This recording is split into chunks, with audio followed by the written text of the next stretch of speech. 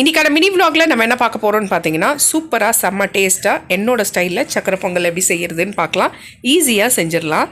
அதுக்கு ஃபஸ்ட்டு ஒரு ப்ரெஷர் குக்கரில் 1 கப்பு பச்சரிசி, 1/2 கப்பு வந்துட்டு சிறுபருப்பு எடுத்துக்கலாம். இதை ரெண்டுத்தையுமே நல்லா கழுவிட்டு ஒரு 5 கிளாஸ் தண்ணி ஊற்றிக்கோங்க. ஊற்றிட்டு கொஞ்சமாக கல் உப்பு சேர்த்துட்டு ஒரு 3 விசில் மீடியம் ஃப்ளேமில் வச்சு விட்டுருங்க. அந்த 3 விசிலுக்கு அப்புறம் ப்ரெஷரெல்லாம் ரிலீஸ் பண்ணிவிட்டு ஓப்பன் பண்ணி பார்த்தீங்கன்னா சாப்பாடு வந்து நல்லா கொலன்னு வந்திருக்கும். இப்போ 1 கப்பு பச்சரிசி, 1/2 கப்பு வந்துட்டு சிறுபருப்புக்கு நான் 3 கப்பு வந்துட்டு வெல்லம் சேர்த்துக்கிறேன். வெல்லம் சேர்த்துட்டு நல்லா கலந்து விட்டுடலாம். வெல்லம் ஃபஸ்ட்டு கரையிறதுக்குள்ளே நம்ம வந்து முந்திரி திராட்சை வறுத்துட்டு வந்துடலாம். ஒரு பேன் வச்சு அதில் நெய் ஊற்றிக்கோங்க. நெய் ஒரு 3 டீஸ்பூன் ஊற்றிட்டு முந்திரி வந்து சேர்த்துக்கோங்க. கூடவே முந்திரி நல்லா கோல்டன் ப்ரௌன் ஆன பிறகு திராட்சை சேர்த்துக்கோங்க.